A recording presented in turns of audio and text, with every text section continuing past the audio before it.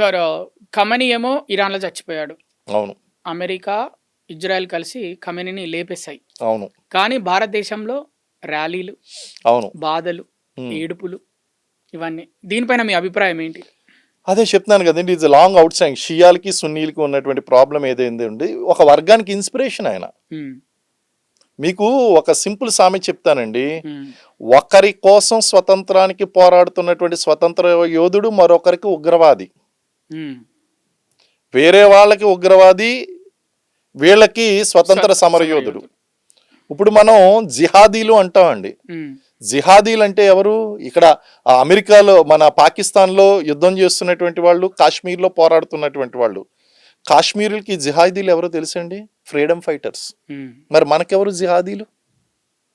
టెర్రరిస్టులు, మిలిటెంట్లు, టెర్రరిస్టులు డైరెక్ట్. అంటే ఏంటి? ఒకరికి స్వతంత్ర సమరయోధుడు, మరొకరికి మిలిటెంట్. వాళ్ళు ఏం భావిస్తున్నారు? కాశ్మీర్ ఆజాదం చేయడం కోసం వచ్చినటువంటి స్వతంత్ర సమరయోధుడు వాళ్ళకి. సో ఇలాంటి భావజాలంలో ఎప్పుడు ఈ డిఫరెన్సెస్ అనేటువంటివి ఉంటాయండి. ఈ డిఫరెన్సెస్ లో ఖచ్చితంగా ఒక వర్గానికి ఏంటి అంటే ఇతను మిలిటెంట్ నాయకుడితో సమానం. ఇప్పుడు సద్దాం హుసేన్ ఇరాక్ లో చంపేశారు. భారతదేశం వేరు కదా సార్, ఇక్కడ కూడా మనకి షియాలు సున్నీలు ఉన్నారు. అదే చెప్తున్నాను, మనకి భారతదేశంలో షియా వర్గం ఉన్నటువంటి వాళ్ళని కనుక చూస్తే కాశ్మీర్ లో ఉన్నారు షియాలు, లక్నోలో ఉన్నారు, హైదరాబాద్ లో కూడా షియా పాపులేషన్ ఉంది మన దగ్గర.